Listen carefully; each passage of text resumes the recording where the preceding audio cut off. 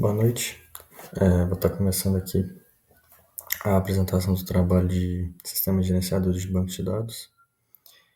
O tema que o nosso grupo pegou foi Segurança de Dados. Okay? O grupo é composto por mim, Daniel Jesus Moreira, pelo João Pedro Lara Reis e pelo João Guilherme Santos Ribeiro. Vamos começar falando sobre o que é a segurança de banco de dados, né? E ela é uma área bem extensa, né, que protege o banco de dados contra ameaças e alguns acessos não autorizados, né. O ponto-chave que é citado no livro, né, ele mostra que não é só sobre tecnologia, mas ele também envolve questões legais e éticas, né, como por exemplo a LGPD, que é a Lei Geral de Proteção de Dados, que impõe um tratamento ético e legal dos dados pessoais, né. A segurança, por exemplo, é um requisito legal. Políticas institucionais, por exemplo, o que pode ser público? Por exemplo, as classificações de crédito, né? É definir o que pode ou não ser público dentro da empresa. Tem algumas coisas que podem ser públicas, outras coisas não. Por exemplo, ver quem que pode ver o salário, por exemplo, dos funcionários. É um exemplo de uma política institucional. E também a classificação dos dados, que é classificar os dados em níveis, como secreto ou confidencial, não classificado, né? Definir qual que vai ser as regras de acesso, né? Essa é a base conceitual da segurança de banco de dados. Passando agora para as ameaças aos objetivos de segurança, né? Então, o que é uma ameaça? Ela é qualquer coisa que resulte na perda de integridade, né? Que é uma modificação imprópria ou não autorizada dos dados, como por exemplo, um invasor alterar o saldo da conta de um cliente, perda de disponibilidade, que é usuários legítimos não conseguirem acessar os dados, por exemplo, um ataque de DOS, né, de negação de serviço, que derruba o servidor, e daí o cliente não consegue acessar um serviço que ele deveria conseguir acessar. Isso aí é uma perda de disponibilidade. E uma perda de confidencialidade, né, que é uma proteção contra a exposição não autorizada de dados, né, como, por exemplo, o vazamento de dados de cartão de crédito, né? Então, essas três são as principais que definem o que são as ameaças, né? As principais ameaças são essas: a perda de integridade, né? Que é modificar um dado de forma imprópria ou não autorizada, perda de disponibilidade, né? Caso o dado exista, mas eu não consiga acessar, e a perda de confidencialidade é expor alguma coisa para quem não deveria estar vendo. E quem protege, né? Quem protege e como ele protege. E quem protege isso é o DBA, né? Que é o administrador do banco de dados. Ele é a figura central da segurança, né? Ele tem como responsabilidades criar contas, conceder e revogar privilégios, atribuir níveis de segurança, né? E aqui a gente tem umas medidas de controle principais, que são citadas na seção 30.1.2 do livro, né? O controle de acesso, que significa quem pode acessar o quê? O controle de inferência, que significa proteger contra a dedução de dados sensíveis, né? Que é até que é mencionado no texto, mas não é o foco principal, né? E também embaralhar os dados para protegê-los, né? Então, as medidas de controle, elas são os mecanismos que o sistema gerenciador de banco de dados utiliza para atingir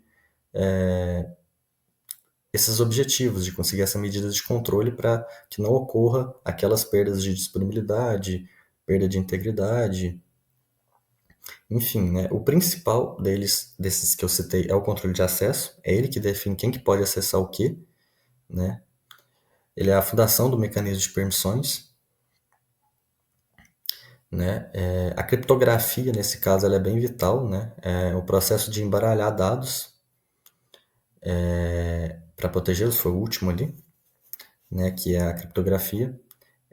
que é embaralhar dados para protegê-los em trânsito ou em repouso, né? A última linha de defesa ali para a confidencialidade é realmente a criptografia, né? Existem também, como eu disse que não é o foco, né, mas é mencionado, que existem mecanismos ainda mais complexos que o controle de acesso e que a criptografia, né, como, por exemplo, o controle de inferência, né, e também o controle de fluxo, okay? Mas não é o foco principal, não é o que foi abordado principalmente no livro. Então, vamos partir aqui para o próximo, que é controlando e registrando as ações, né, o controle de acesso e a auditoria. As contas de usuário. O sistema gerenciador de banco de dados, ele deve verificar o nome de usuário e a senha antes de permitir o acesso, né? Parece uma coisa simples, mas é uma coisa necessária que às vezes é passado batido. A auditoria do banco de dados, né? O sistema precisa registrar todas as operações de um usuário, saber quando ele fez login, as atualizações, quando que ele saiu. É bem importante que o sistema de banco de dados grave essas informações, né? No texto, o ponto-chave falado é que esse registro ele é chamado de trilha de auditoria, né, ou log do sistema. Ele é importante porque ele permite né, ao administrador do banco de dados investigar operações ilegais ou suspeitas, né, descobrindo quem fez o que e quando, né. Então, assim, basicamente isso. O sistema de gerenciador de banco de dados ele precisa registrar todas as ações, né, quem fez login, quando, quais atualizações foram aplicadas, e ali se percebe um padrão para determinados usuários, se percebe um determinado padrão. Quando foge desse padrão, é que é aí que, né, então o administrador do banco de dados ele pode verificar isso, tendo essa trilha de auditoria, né, ele consegue verificar bem toda essa trilha, todas essas coisas e verificar caso tenha alguma irregularidade, alguma ação que não seja comum àquele cliente ou usuário, né? E por que ela é tão importante? Porque se houver qualquer suspeita de atividade legal ou erro, o administrador do banco de dados pode ver ali na trilha de auditoria e descobrir quem, o que e quando, e poder estar investigando da melhor maneira. Bom, vou dar continuidade aqui, né, na apresentação do trabalho. Sou o João Pedro Lara Reis, né, e falando assim, uma das principais, né, ameaças que a gente tem aí envolvendo a segurança, né, do banco de dados é a injeção de SQL, né, porque o SQL Injection, né, basicamente uma técnica aí de ataque, né, onde o invasor faz aí essa ingestão, que é basicamente assim, ele insere comandos, né, SQL, justamente para poder talvez ele burlar alguma autenticação ou fazer alguma busca, consultar alguma coisa, né? Então é basicamente ali um comando ali malicioso, né, que a gente fala. Por exemplo, a gente pode usar, como está aí no próprio slide, a parte do formulário de login, que também é um que a gente fala ali no livro, né, essa parte de burlar a autenticação.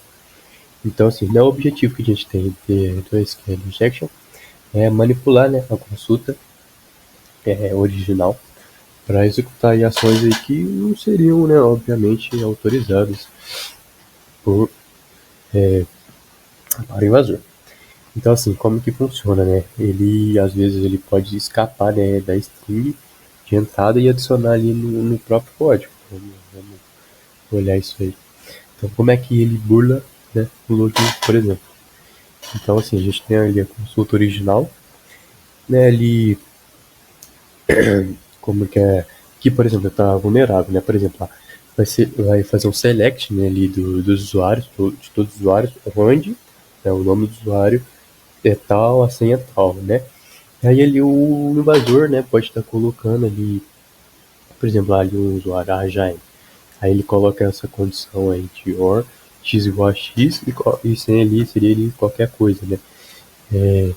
Mas basicamente assim, essa consulta, né, que ele coloca, né, essa senha, qual que ele coloca, ele vai se tornar ao todo verdadeiro, porque tem essa condição do where, que a condição where, no total, ela se torna verdadeira justamente por esse OR x igual a x, que é uma das vulnerabilidades do sistema, que o sistema vai autenticar o invasor, né, como Jaime, justamente sem saber a senha, né?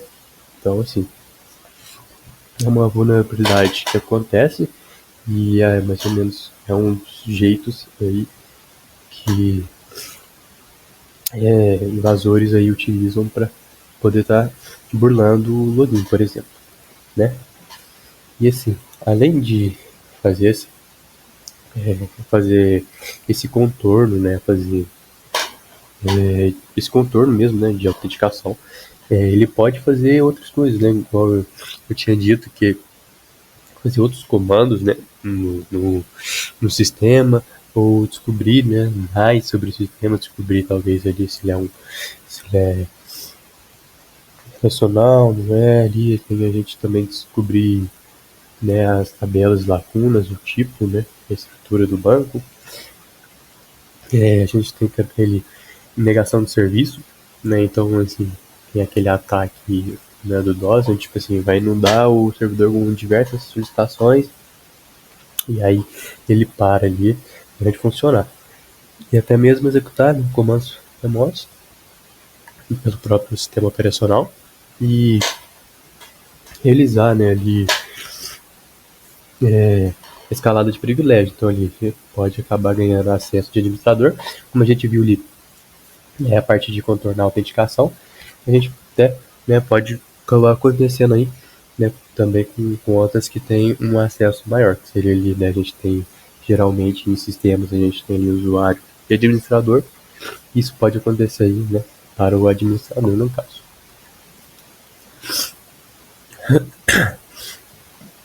Bom, e aqui a gente tem de solução, né, para evitar isso. Uma das soluções que a gente tem é essa parte dos comandos parametrizados. Então, assim, não é. Basicamente, assim, são essas variáveis de ligação, né, onde que assim, a consulta vai ser pré-compilada, né, não vai ser igual estava assim antigamente ali, do Jaime, não. A gente coloca até um placeholder, por exemplo, que é o ponto de interrogação, né? Que basicamente assim, os dados são tratados apenas como dados, né? Então nunca como um código, né, executado. Então assim, um exemplo aí que a gente tem aí, que tinha, né, no texto essa questão que esse ponto de interrogação ele é um parâmetro ali, né? A gente pode ver ali no funcionário, no ID do funcionário ali na senha, ali a gente está como interrogação, né? Não está ali o dado, então ali o dado vai ser tratado como dado, não como um código executável. Então assim, os dados vão estar meio que ligados, né? Então assim, teria a parte da segurança dessa forma, para evitar ataques, por exemplo, o ataque daquele OR, né? Onde transforma a condição do where verdadeira, aquele x igual a x, ele vai falhar, né? Porque justamente o banco de dados ele vai procurar aí um usuário que tem esse nome. Então, assim, não vai dar certo, né? É meio que assim, né? Porque a gente trocou, né, por ponto de interrogação, que aí depois vai ser pré-compilado e os usuários ali vai ser enviados separadamente, né? Então é uma forma e uma solução de evitar, né, a SQL injection. Muito bem, então dando continuidade aqui à nossa apresentação, aqui quem fala é o João Guilherme, né, falando sobre segurança no sistema de gerenciador de bancos de dados. E eu vou falar agora sobre esse tópico importante que é a defesa em camadas, né?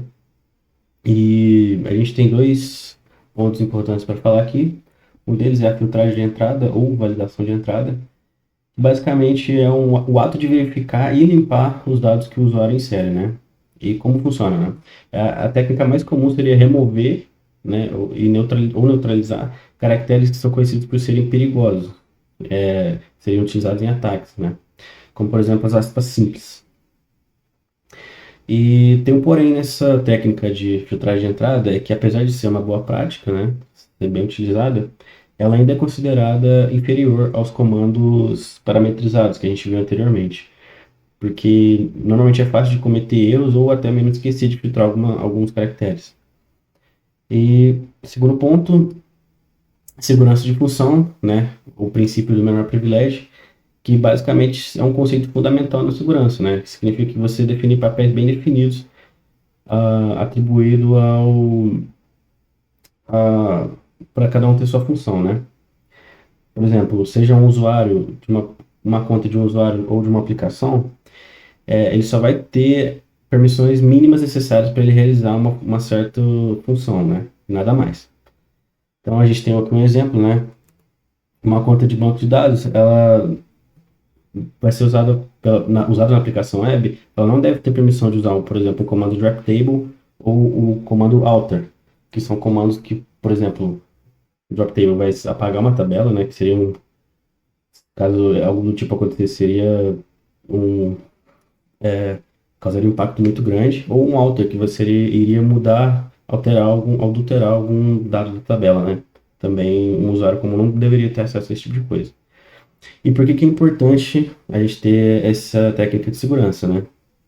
Que vamos supor, primeiro que um invasor ele vai conseguir explorar alguma falha, como um SQL injection, o dano que ele vai causar vai ser bem limitado, né? Porque a conta que ele comprometeu, ela não vai ter nenhum privilégio de administrador. Então, assim, o impacto vai ser vai evitar um impacto muito grande. Então, dando continuidade, garantindo a autenticidade e as assinaturas digitais, né? Basicamente é o seguinte, a assinatura digital ela é como se fosse uma técnica de criptografia que vai ser usada para provar que o autor de uma mensagem realmente é aquele autor, né? E que ela não foi adulterada de nenhuma forma. E ela é muito utilizada, por exemplo, em comércio eletrônico, né? Aqui a gente tem uma analogia, funciona como uma assinatura manual, associada a uma marca ou a um indivíduo e a um corpo de texto. Então ela é realmente como se fosse uma assinatura, como uma digital, né? Que é utilizada para autentificar que aquela pessoa é ela mesma, né? E como que essa técnica funciona? Basicamente vai se gerar uma sequência de símbolos, né? Uma string, que vai usar duas coisas principais, né? Que vai ser o conteúdo da mensagem e uma chave privada do remetente, né?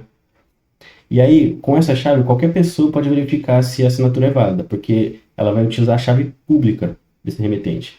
E aí, como só o remetente vai ter a chave privada, dessa forma ele vai poder provar que realmente é ele que assinou. E qual que é o ponto-chave dessa técnica, né? A assinatura digital ela precisa ser única para cada mensagem. Então, normalmente são utilizados os carimbos de tempo, né? E alguns outros dados únicos. E aí, essa técnica ela vai evitar o ataque chamado ataque de replay, né? Onde um invasor, né, poderia interceptar uma mensagem, alterá-la e uma mensagem assinada, alterá-la e reenviá-la várias vezes, né? Então, essa técnica de autenticidade para assinaturas digitais é muito importante, né? Como uma forma de segurança. Confiando em chaves públicas, certificados digitais, né? Aqui a gente tem outro ponto muito importante, né?